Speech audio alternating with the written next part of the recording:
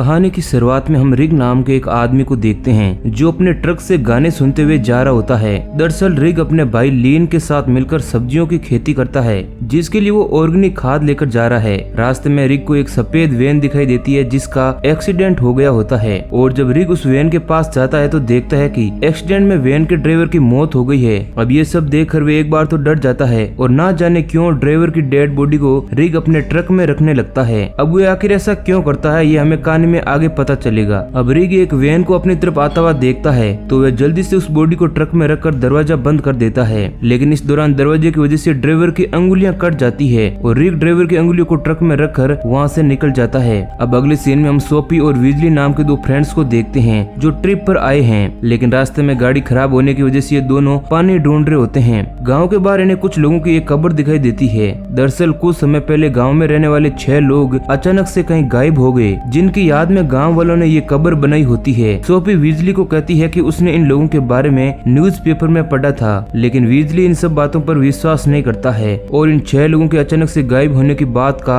मजाक बनाने लगता है। अब यहाँ पर नैन्सी नाम की एक ओल्ड लेडी गायब हुए लोगों की कब्र पर उन्हें श्रद्धांजलि देने के लिए आ जाती है, जिसे देखकर ये लोग वहाँ से निकल जाते हैं। वहीं दूसरी तरफ हम जेम्स को देखते हैं जो सोफी का बॉयफ्रेंड होता है और वो गाड़ी को ठीक करने की कोशिश कर रहा होता है। जेम्स सोफी से जल्दी शादी करने वाला होता है, जिसके लिए उसने एक प्यारी सी रिंग भी खरीदी होती है, लेकिन उसे ये बात पता नहीं होती है कि सोफी वीजली के साथ उसे चीट कर रही है। अब सोफी और वीजली पानी लेकर जेम्स के पास आ जाते हैं, लेकिन काफी देर तक कोशिश करने के बावजूद भी इनकी कार स्टार्ट नहीं होती है, जिससे तीनों काफी परेशान होते हैं। तभी ये देखते हैं कि इनके पास से नैन्सी अपनी कार लेकर गुजरती है, लेकिन वो इनकी मदद करने से साफ मना कर देती है। कुछ समय बाद जब रिग अपना ट्रक लेकर वहाँ से गुजरता है तो सोफी रेग से लिफ्ट मांगती है। सोफी रेग को बहुत ही पसंद आती है, लेकिन वो लिफ्ट देने से मना करके वहाँ से आगे निकल जाता है। लेकिन कुछ दूर आगे जाने के बाद वो एक बार फिर से वापस आता है और इन्हें लिफ्ट देने के लिए राजी हो जाता है, क्योंकि उसे सोफी पसंद आ गई थी। रेग वीजली और जेम्स से कहता है कि वो दोनों गाड़ी के पीछे बैठेंगे और सोफी उसके साथ आगे बैठेगी,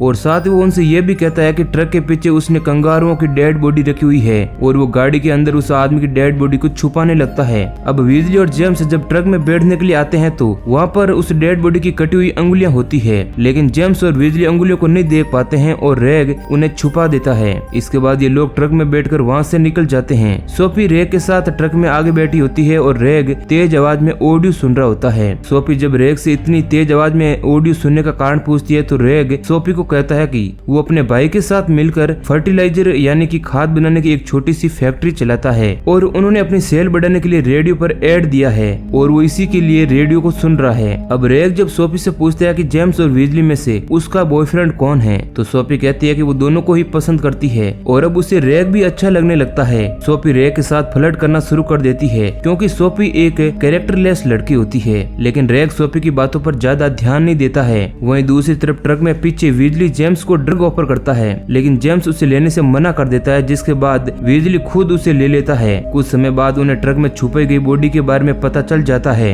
जिससे वो देखकर पूरी तरह से हैरान हो जाते हैं और उन्हें कुछ भी समझ नहीं आ रहा होता है कि ये किसकी बॉडी है और रेग ने इसे ट्रक में छुपा कर क्यों रखा है। अब इसके बाद हम सोफी को देखते हैं जो अभी भी रेग के साथ फ्लर्ट कर रही होती है और जब रेग से पूछती है कि क्या उसकी कोई लाइफ में लेडी है तो रेग सोफी को अपनी आंटी नैन्सी के बारे में बताता है। अब अचानक से इन्हें वीजली और जेम्स के चिल्लाने की आवाजें सुनाई देने लगती है, जिसके बाद रेग सोफी को ट्रक में ही बैठे रहने के लिए बोलकर वीजली और जेम्स को देखने के लिए ट्रक में पीछे आता है, लेकिन वो उन्हें बिना देखे ही वापस आ जाता है और वो सोफी को ऐसा दिखाता है कि जैसे उसने ट्रक के पीछे का दरवाजा खोलकर जेम्स और वीजली से बात की हो। वो सोफी को कहता है कि वो दोनों बिल्कुल ठीक है। इसके बाद रेग सोफी को कहता है कि वो जल्दी अपने फार्म पर पहुंचने वाला है, जहां पर वो अपना जरूरी काम खत्म करके इन्हें उनकी मंजिल तक छोड़ने के लिए जाएगा। अब अगले सीन में हम रेग के भाई लीन को देखते हैं, जिसने अपने फार्म में विशालकाय पंपकिंस उगाया होता है, क्योंकि वो किसी भी तरह विशालकाय पंपकिंस से होने वाले कंपटीशन को जीतना चाहता है और इस तरह वह एक अमीर इंसान बन जाएगा। अब इधर ये लोग रेग के फार्म पर पहुंच जाते हैं और जब बिजली और जेम्स चिल्लाकर सोफी को बॉडी के बारे में बताते हैं तो वो ये सुनकर पूरी तरह से हैरान हो जाती है। लीन जब अपने फार्म पर सोफी को देखता है तो वो भी हैरान हो जाता है और वो इसके बारे में जब रेग से पूछता है तो वो जल्दी से सोफी को गोडाउन में बंद कर देता है और लीन को सारी बातें बताता है कि किस प्रकार डेड बॉडी लाने के दौरान रास्ते में ये लोग उसे मिले। और यहाँ पर हमें पता चलता है कि दरअसल रेग अपने भाई लीन के साथ मिलकर डेड बॉडी को ब्लेंड करके खाद बनाते हैं और ये खाद अपने खेत में डालते हैं, क्योंकि लीन बड़े पंपकिंस की प्रतियोगिता में जीतना चाहता है, लेकिन रिक के सोफी, जेम्स और वीजली के फार्म में लाने से लिन गुस्सा होता है और रे को बहुत ही बुरा डांटता है। अब इसके बाद लिन रे के साथ मिलकर तीनों को गोडाउन में बांध देता है, जिसके बाद सोफी और उसके फ्रेंड बुरी तरह से डरे हुए होते हैं और उन्हें कुछ भी समझ नहीं आ रहा है कि आगे वो लोग अब क्या करें। सोफी रे को अपनी बातों में फंसाने की कोशिश करती है और रे से कहती है कि अगर तुम्हारी आंटी नैन्सी को इसके बारे में पता चलेगा तो वो तुम्हारे बारे में क्या सोचेगी। लिन सोफी की ये बात सुन लेता है और रे को बाहर अपने पास बुलाता है और उसे मारता है, क्योंकि रे के सोफी और उसके दोस्तों को यह लाने पर वे काफी ज्यादा गुस्सा होता है। रे लिन को कहता है कि वो सोफी को पसंद करता है। अब अगले सीन में हम वीजली को देखते हैं जो ड्रग्स लेने की वजह से पूरी तरह से नशे में होता है और जेम्स को अपने पास रखी हुई चाकू दिखाते हुए कहता है कि वो जब चाहे यहाँ से बाहर निकल सकता है। और बाहर अब यहाँ पर रेग और लिन उस डेड बॉडी को लेकर आ जाते हैं जिसे रेग ने रास्ते से उठाया था। वीजली उन्हें देखकर जोर जोर से चिल्लाने लगता है, लेकिन वो वीजली के पास पड़ी चाकू को नहीं देख पाते हैं और लिन अपने छोटे भाई को सभी के मुंह पर टेप लगाने के लिए कहता है, क्योंकि वो वीजली के चिल्लाने से डिस्टर्ब हो रहा होता है। लिन की बात सुनकर रेग सभी के मुंह पर टेप लगा देता है, लेकिन वो सोफी के मुंह पर हल्के से टेप लगाता है क्योंकि वो कहीं न कहीं सोफी को पसंद करता है। इसके बाद रेग और लिन डेड बॉडी को ब्लेंड करने के लिए उसके सारे कपड़े उतारकर उसे उल्टा लटका देते हैं, लेकिन इसी दौरान वीजली का चाकू लिन और रेग के सामने आ जाता है। लेकिन इससे पहले कि वो उसे देख पाते, चाकू लिन के पैर से लगकर जेम्स के पास आ जाता है और जब जेम्स चाकू को अपने पैरों की मदद से वीजली की तरफ फेंकता है तो गलती से चाकू वीजली के पैर में लग जाती है, लेकिन इससे उसको कोई फर्क नहीं पड़ता है क्योंकि वो नशे की हालत में होता है। अब लिन और रेग जब उस बॉडी को ब्लेंड करके खाद बनाने वाले होते हैं कि तभी वो आदमी होश में आ जाता है।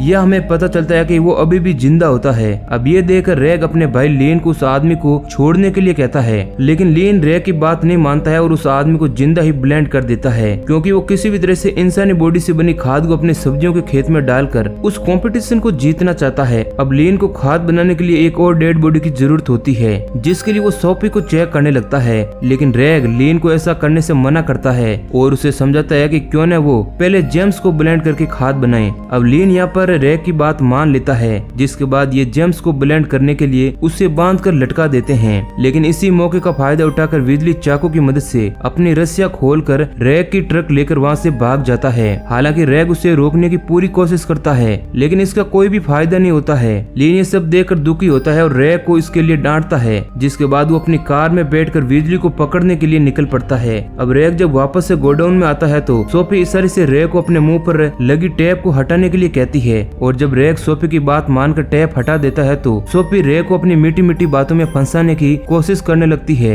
लेकिन जल्दी रेग समझ आता है कि सोफी उसे धोखा देना चाहती है, क्योंकि उसने पहले भी वीजली के साथ मिलकर अपने बॉयफ्रेंड जेम्स को धोखा दिया था और अब अचानक से वो उसे पसंद करने लगी है। जेम्स जब ये सब सुनता है तो उसे बहुत दुख होता है। वहीं दूसरी तरफ वीजली ट्रक लेकर उस गाँव में पहुँच जाता है, जहाँ पर नशे में होने की वजह से उसे सब कुछ अजीब तरह से दिख रहा होता है। अब यहाँ पर लिन भी आ जाता है, लेकिन इससे पहले कि वो उसे पकड़ पाता, वीजली किसी तरह लिन को घायल करके वहाँ से निकल जाता है। लेकिन जब वो ट्रक के पास पहुँचता है तो देखता है कि उसमें की नहीं है, जिसकी वजह से वीजली को एक बार फिर से लिन के पास आना पड़ता है, लेकिन इस बार लिन वीजली को घायल करके उसे बंदी बना लेता है। अब अगले सीन में हम जेम्स को देखते हैं जो सोफी के धोखा देने की वजह से काफी दुखी होता है और जब वो सोफी को इसके बारे में पूछता है तो सोफी उससे कहती है कि उसे जेम्स बिल्कुल भी अच्छा नहीं लगता है, बल्कि उससे अच्छा तो वीजली है जो दिखने में काफी कूल है। इधर जब लिन वीजली को जख्मी करके उसे अपनी कार में डालकर ला रहा होता है तो रास्ते में उसे एक पुलिस ऑफिसर मिलता है जो लिन का ही दोस्त होता है, लेकिन उसे लिन के ऊपर शक होता है कि जरूर लिन उससे कुछ छिपा रहा है। और जब वो लिन से ऐसे ही सड़क पर अपनी कार से घूमने का कारण पूछता है तो लिन बताता है कि वो सिर्फ कंगारुओं की डेड बॉडी ले जा रहा था। तभी अचानक से पुलिस ऑफिसर को किसी के चिल्लाने की आवाज सुनाई देती है और जब वो लिन से उसकी कार की डिग्गी खुलवाता है तो उसमें वीजली होता है।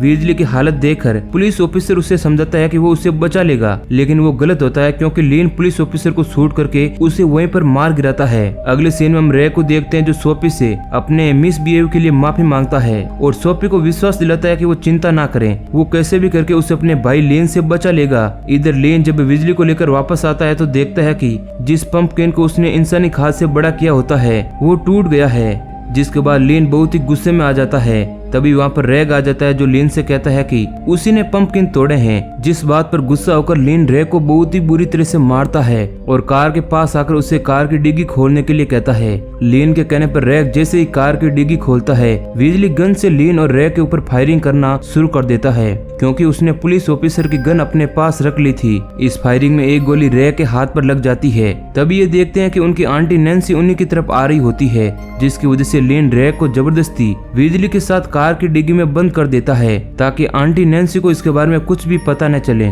अब ये आंटी जब लीन के पास आती है तो वो लीन से रैग के बारे में पूछती है, जिस पर लीन झूठ बोल देता है कि वो कुछ काम से बाहर गया है। अब अगले सीन में हम सोफी को देखते हैं, जो किसी प्रकार बहुत ही मुश्किल से टेलीफोन से घर में कॉल करती है, लेकिन वो आंटी कॉल को रिसीव करके टेलीफोन को साइड में रख देती है। वहीं दूसरी तरफ रैग और लीन किसी तरह बहुत ही मुश्किल से कार की डिग्गी से बाहर निकल जाते हैं। इसके बाद ये लोग गोडाउन में सोफी और जेम्स को छुड़ाने के लिए जाते हैं, लेकिन जैसे ही जेम्स आजाद होता है वो बिजली के ऊपर हमला कर देता है, क्योंकि उसने उसे धोखा देकर सोफी के साथ रिलेशन बनाया होता है। बिजली और जेम्स को लड़ता हुआ देखकर रैग उन्हें समझाता है कि वो ऐसा ना करें, क्योंकि ये समय लड़ने का नहीं बल्कि यहाँ से अपनी जान बचाकर भागने का है। रैग की बात सुनकर बिजली और जेम्स आपस में लड़ना बंद कर देते हैं और अब रैग लीन को मारने के लिए घर के अंदर जाता है। अब वो जैसे ही घर के अंदर आता है तो अंदर का सीन देखकर वह पूरी तरह से हैरान हो जाता है, क्योंकि लीन आंटी के साथ फिजिकल हो रहा होता है। अब बिजली जब नैन्सी को कटा हुआ हाथ ले जाते हुए देखता है तो वो उस डॉग का पीछा करते हुए घर के अंदर आ जाता है, लेकिन ये उसकी लाइफ की सबसे बड़ी गलती होती है, क्योंकि जैसे ही घर के अंदर लीन बिजली को देखता है वो उसे शूट करके वहीं उसे मार गिराता है।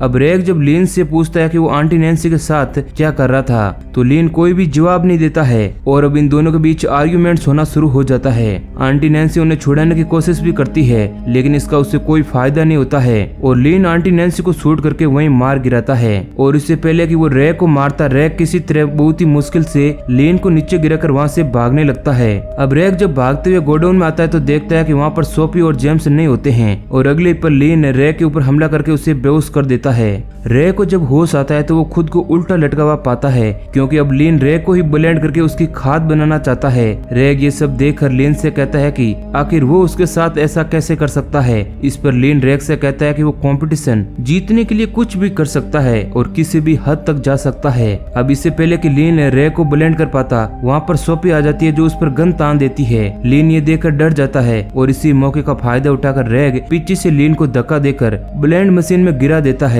जिस कारण लीन मारा जाता है। लीन के मरने के बाद रैग रिंग निकालकर सोफी को प्रपोज करता है, जिस रिंग को उसने जेम्स के पास से चुराया था। अब सोफी भी रैग के प्रपोजल को एक्सेप्ट कर लेती है। वहीं दूसरी तरफ हम जेम्स को देखते हैं जो अपनी जान बचाकर वहाँ से भाग गया होता है और हाईवे के किनारे लिफ्ट मांग रहा होता है, लेकिन वो आदमी जेम्स को लिफ्ट देने के बजाय उसे कुचल कर वहाँ से निकल जाता है और इस तरह जेम्स भी मारा जाता है और इसी सीन के साथ मूवी एंड हो जाती है। तो दोस्तों ये कहानी अगर आपको पसंद आई तो वीडियो को लाइक करें और कमेंट करके अपनी राय जरूर दें। ऐसे ही और इंटरेस्टिंग वीडियो पाने के लिए हमारे चैनल को सब्सक्राइब करें।